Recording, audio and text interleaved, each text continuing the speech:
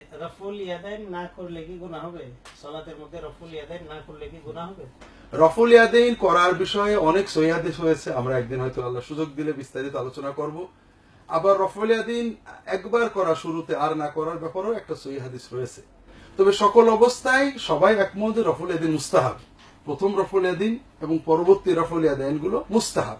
যেমন ইমাম মুসলিম বাবি এনেছেন বাবু ইস্তিহবাবি রফুল ইয়াদাইনি ইনদা রুকু ইনদা রাফই মিনহু। রুকু করার সময়, রুকু থেকে ওঠার সময় রফুল ইয়াদাইন করা যে মুস্তাহাব, এই বিষয়ে হাদিস সমূহ।